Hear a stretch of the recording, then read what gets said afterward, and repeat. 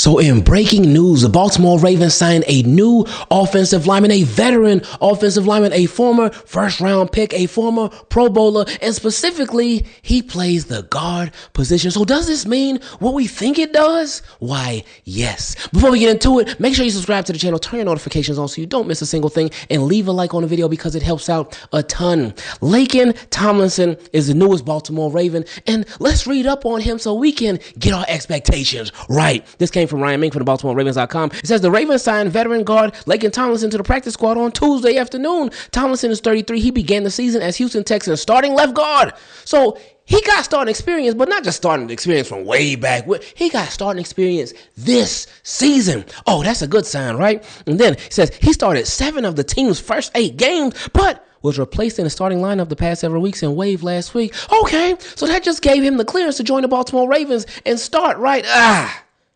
Wrong. Let me shut that down for you right now. Because, see, I know a lot of people, when they first saw that the Baltimore Ravens signed a guard yesterday, they were hyped. They were excited. They were ready. They were thinking, oh my goodness, could this be it? Is Daniel Faalele or Andrew Vorhees actually going to get replaced? And let me tell you right now, no, they're not. I want you to temper your expectations right now. Reason being, before we even get into the details of it, if they hadn't replaced either one of those two by now, at this point of the season, then they're not going to do it at all. They've had guys on the roster who they could have given a shot to. They didn't. They've had plenty of free agents that they could have brought in throughout the course of the season. They didn't. So you mean to tell me you think that now, when Ben Cleveland got suspended and they had an open roster spot at the guard position, you think that now they're all of a sudden going to replace Daniel Faalele or Andrew Vorhees? No, it's not happening. They even put in Emory Jones for just a little bit, but then Harbs, he shut that down. He said, I don't think Emory Jones played better than Andrew Vorhees or Daniel Faalele. I can't even say he played as good as those guys. So that should let you know everything you need to know right there. That Laken Tomlinson, he's just coming in to fill in for Ben Cleveland for a little bit. And that's it. Nothing more, nothing less. But let's continue with the article. It says, the Ravens are looking for more depth at the position with Ben Cleveland suspended for the next 3 games for violating the NFL substance abuse policy. The 6'3", 323-pound Tomlinson was a Pro Bowler in 2021. A 2015 first-round pick out of Duke. He has started nearly every game he's played in over his 11-year career, split between the Detroit Lions, the 49ers, the Jets, the Seahawks, and the Houston Texans. Now, let's get some comparisons going on. It says, this season he ranks 57th among all NFL guards who have played at least 20% of their team snaps, according to Pro Football Focus grades. Ravens left guard Andrew Vorhees is ranked at number 49, and Faalele is ranked at number 54. So, he is just a couple of notches behind our starting guards. And we know that the Baltimore Ravens starting guards have not been anything pretty this season. They've had some really good moments, but it seems like the lows really outweigh the highs in a major way. But again, if John Harbaugh and the Baltimore Ravens have not changed anything by now, why would they suddenly do it at this point of the season? It's just not realistic to expect something like that. But back to the article, it says, this was Harbaugh speaking, I thought the guards played exceptionally well in the run game. They were moving people. They were wearing people out. That's what Harbaugh said. So that was good to see. I thought they were mostly good in the pass game, but too inconsistent, probably. There were 2 or 3. Each of them had probably. Daniel had a couple in the pass game, and Andrews might have had 1 or 2 in the run game that he wants back. But every player has plays that they want back. So that was Harbaugh speaking on the play of his offensive lineman, specifically at the 2 guard positions. It says the Ravens gave rookie Emory Jones a look at left guard in rotation with Vorhees against the Bengals on Thanksgiving night. Jones played 16 offensive snaps, but Harbaugh said based on that performance, you couldn't say it was better or even the same as Vorhees or Faalele's. And that's what we were referring to earlier. And in a corresponding move to open up that spot on the practice squad, says the Baltimore Ravens released veteran outside linebacker Carl Lawson to make room for Tomlinson on the practice squad. Lawson played in 1 game against the Cincinnati Bengals on Thanksgiving and made 1 tackle with 26 defensive snaps. So, bottom line, this move is just a fill-in for Ben Cleveland, and please do not get your hopes up. Well, the Lamar Jackson missing at least 1 day of practice every week saga continues because today, John Harbaugh said Lamar Jackson got a non-injury related rest day. So, hey, it seems like this is going to be this way for the remainder of this football season for the Baltimore Ravens. Whether we only got 4 games left, we got 5, or hopefully we got 8. We'll see what happens. But it seems like this is going to be an ongoing thing for the entirety of this football year. Jeff Zrebick also talked about how Chidobe Awuzie, he didn't practice either. Now, a good sign from Harbaugh, he said that Tavius Robinson and Ardarius Washington both have a chance to play on Sunday. With Tavius Robinson, that's cool, and that's expected that he's going to come back this year, but I'm still like, whoa, about Ardarius Washington. I think him playing is just crazy, man, but I think it's a good thing. Earlier, a couple of weeks ago, somebody asked, when this first started coming out, when Ardarius Washington could possibly be back, they asked, what kind of role do you think he could have? And I was thinking, I don't know. But then somebody posed a question, do you think he could overtake Alohi Gilman's spot? I was like, I don't know. They brought in Alohi Gilman for this role, and could they have Ardarius Washington be a starter from jump? Like, not from jump, but I honestly now, especially how Alohi Gilman been doing sometimes, I would not be surprised if they got a little Ardarius Washington here, threw in a little Ardarius Washington there, and then eventually he took over for Alohi Gilman because Ardarius Washington is a much better tackler. Obviously, he got to get his feet under.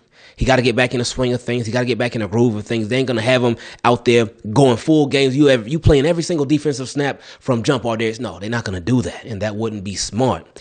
But I would not be surprised, especially how things have been going. I would not be surprised if they end up throwing him in there, and they kept on doing it more and more, and then they ended up switching when it came to snaps played. Now, let me let y'all know, just so y'all have a little background, because we about to get into my favorite part of the videos, which is questions from y'all. Right now, we have 40 emails from y'all. That does not mean 40 questions, because y'all know y'all will layer some questions in those emails. So we have 40 emails right now. People are going to continue to send in more questions as the week goes on. Today's Wednesday. We got Wednesday, Thursday, Friday, possibly if we do a video on Saturday, and that's it. So we try to fit every single question every single week in. If we can't, my apologies. But let's get straight into it. Let's not waste no more time. First one came from Campbell. He said, what's good, Ingraven? What's up, Campbell? He said, hope you and your family are doing good. I thought the Ravens were meant to start tanking next year so we could draft Jeremiah Smith, but it turns out we're doing it a year too early. Oh, the Ravens, they ain't tanking. If they were tanking, then they would have been much worse than what they are now.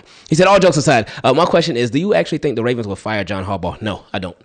He said, I personally just don't think Eric or Steve will part ways with John. The only way I see John leaving is on his own terms, which is what you have been saying for a long time. My worry is that some players could possibly ask out of the franchise if there isn't a change at head coach. My biggest problem with Harbaugh isn't his time management, even though that's incredibly bad. It's his massive ego and his lack of accountability to admit he is wrong.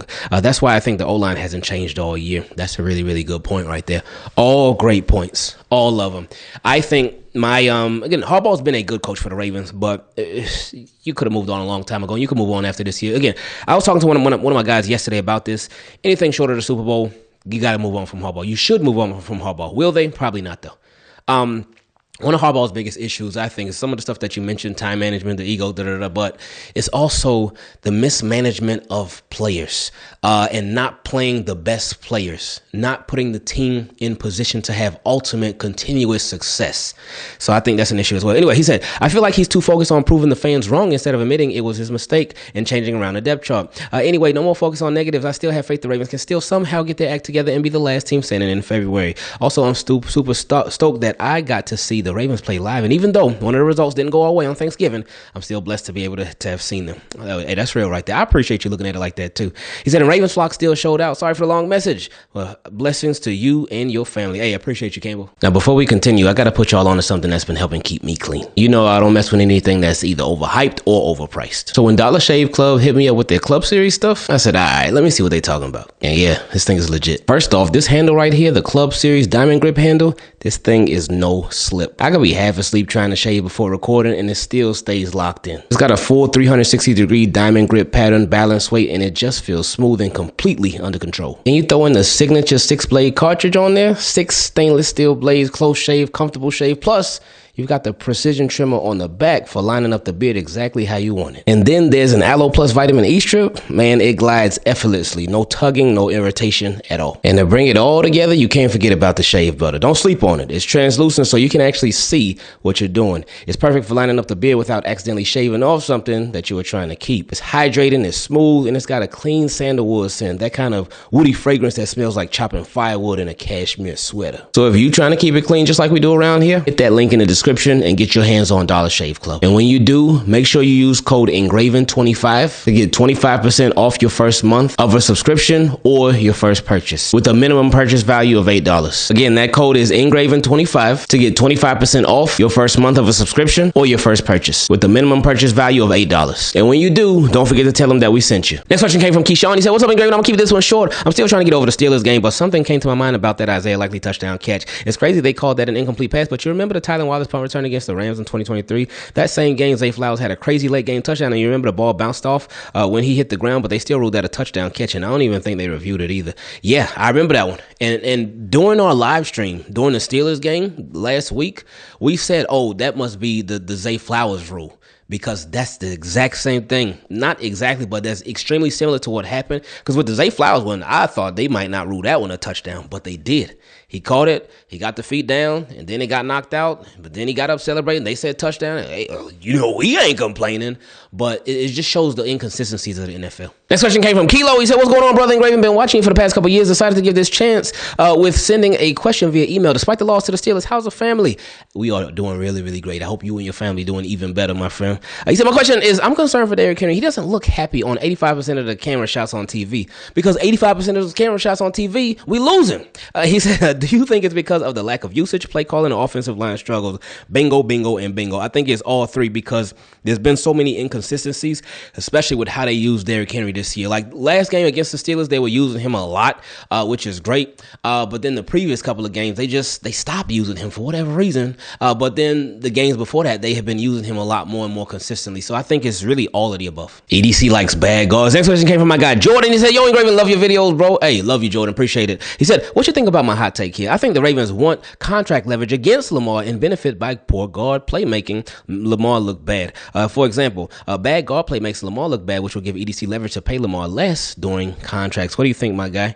Oh, I'm right there with you. I could see that completely, because if your quarterback, your starting quarterback, not just your starting quarterback, but your franchise quarterback literally got hurt multiple times, multiple games from this, your starting offensive line that you put together that's been struggling literally all season. He got hurt. He's been getting whacked. He's been getting destroyed all season long from your starting offensive line that you continue to put out there. They see it. If we see it, they see it. And we only know a bit of the injuries that Lamar has gotten. I'm sure it's much worse behind the scenes. I'm sure it's much more detailed and in-depth behind the scenes. There's so much that we don't know, so much that we don't see.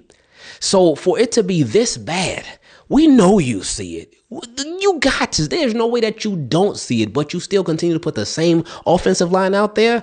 Sound like sabotaging to me. Next question came from my guy Zlager. He said, all I have to say is we were robbed. Also, I don't want to be that guy, but I feel like our season is over. We are not putting up enough points to win these games, and we have to play the Patriots on the 21st. We definitely not winning that game playing like this. Well, yeah, not playing like we've been playing, but we definitely winning that game, Zlager. Make sure you're there at the live stream when we do. Anyway, he said, we were definitely cheated. I haven't seen one person say that Isaiah Likely touchdown should have been overturned. I think they are trying to keep us out of the playoffs. It really don't matter, because how they are playing, we'll get bounced out in the wild card round. Sorry for the negativity, but it's the truth. Oof. My guy Zlager, he tired of it. But no, the reason they flexed that game is because they know that we getting ready to beat the Bengals, even though, like, I don't think we should be looked at as favorites at all, even though Ravens are slight favorites in that game. But we getting ready to beat the Bengals, and we getting ready to put the world on notice on December 21st on Sunday Night Football.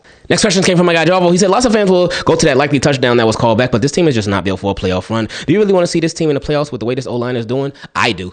He said Justice Hill was needed for this game instead of Ali. Keaton getting hurt was not good for this offense. Newly paid Mark, one catch for 9 yards, and flops trying to get the ball instead of making an attempt to get the ball. And he actually ended up playing defense, because since it was intended for DeAndre Hopkins, ooh, that made it even worse. Anyway, he said Bateman once again disappointing performance. Need to see more of D-Hop instead of putting him out there in desperate Desperation formations. Build this O-line and get Lamar a true number one that defenses have to game plan for. Lamar left plays and yards out on the field with his short passes that could have led to big gains. Pass rush is non-existent. We have so many holes that we need to fill on this roster. Trade these picks for true pass rushers and a receiver. Likely is a lazy player. He refuses to block and he's not aggressive. The team is soft and undisciplined. Next opponents to close out the season are Bengals, Patriots, Packers, and Steelers once again, which to be honest are all games we can lose. Just like the Ravens in the playoffs, I'm out. Now, yeah, we can lose all those games. We won't lose all those games, though, because them other teams, they can lose all those games, too. Anyway, he said, watch the Texans defense versus the Chiefs, and I shed a tear, because that's how I want our defense to be, flying around while making hits and key stops. Zach Orr has to go, and I will not be fooled this time around like I did last year. We need an actual defensive-minded staff. Did you see the video where Mark interfered with the game-leading pass to D-Hop? The Eagles stole our fake tush-push play. LOL, okay, but back on my points. Well, we stole their original tush-push play. Oh, yeah, it's even. He said, We haven't lost to good teams and beat teams that are rebuilding outside of the Bears, but they just started winning games after we beat them. Our fans will make excuses about why and how we lost those games, but if the teams were prepared and disciplined, we win those games. The media world knows how bad Vorhees and Faalele are, but our coaches don't see it. No, they see it. They definitely know. He said the excuses we make for this team will be the same excuses the owner will make to keep John Harbaugh. As much as I love Keaton, he reminds me of J.K. Dobbins, a great player on the field, but always hurt. Need a coach with the offensive mindset like a Kyle Shanahan or McVay, or a defensive-minded like DeMeco Ryans, or the Chiefs defensive coordinator Steve Spagnuolo, or Brian Flores. Mark Andrews barely has 400 receiving yards, but yet we re-signed him. He only got 400 receiving yards? Really? He said, I feel like we've been talking about the same issue with this team since Lamar was drafted. Guess we will see about these last 4 games. Team Keep It Clean, keep striving, and can't wait to see what you got up your sleeve for content in 2026. I can't wait to see it either, because I got no clue. He also said, my last one till after the Bengals game. No, it ain't going to be. I know you're going to send another one. He said, why doesn't John put our offensive line in the doghouse? Because those are his guys. Anyway, he said, we've seen him put our best players in the doghouse, but he won't touch the offensive line. We signed a veteran guard, but won't play him just like we did Carl Lawson. But yet, Jarvo gets loads of playing time with no production. Oh, my goodness. Oh, Jarvo, you hitting something right here, boy. Oh, he said, Lamar and his mom need to speak up on his organization for changes to come. The vibes are off with this team. I miss the sitting our players in the fourth quarter and letting them wear shades team. Need dogs and alphas on this team. Some questions for you. Number 1, biggest concern, offensive inconsistency or defensive collapse? I'll say offensive inconsistency. He said, number 2, blame injuries and depth or coaching staff for season outcome. Now, you know my answer to that question.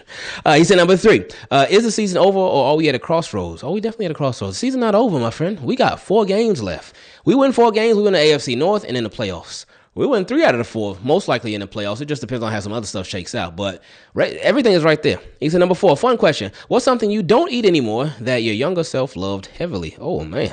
Where'd that come from? I thought about it be something about the Ravens, the coaching staff, something. That boy said, what do you eat that you, when you were younger, that you don't eat anymore heavily? Oh, probably ice cream sandwiches. Next question came from my guy Danny. He said it's long overdue to question Harbaugh's presence as head coach of the Ravens. We were known for our defensive prowess under the slogan "Play like a Raven" for years, led by Ray Lewis, Ed Reed, T. Sizzle, to name a few. Since they've gone on, we've realistically been soft due to the nature of the head coach, who no longer had these different defensive hard-nosed leaders. Stated multiple times by ex-players Ed Reed and our pilot, Horrible Harbaugh wanted choir boys. Horrible Harbaugh got praise for turning to Lamar when he and Flacco were headed out the door anyway. Since then, we've had some of the best offensive and defensive teams in Ravens history with 0 to show for it. We've had legit juggernaut teams on offense and defense in the Lamar era, only to be outcoached in playoff losses. The Steelers haven't had a QB since Big Ben, but are somehow still relevant every year and still sweep us from time to time, and they're calling for Tomlin's head. We're long removed from our last Super Bowl. Why do we constantly give Horrible Harbaugh a pass for his underwhelming performances as head coach? He needs to go. Let's analyze. Sorry for the long email. I have more, but you might not read it all. He said hashtag YouTube Team Keep It Clean and hashtag shout out Ingravenvids. No, shout out to you, Daniel. I appreciate this. But yeah, man, that no excuses. There should be no excuses. There need to be no excuses. Again, Super Bowl, if no Super Bowl this year, get him out of here.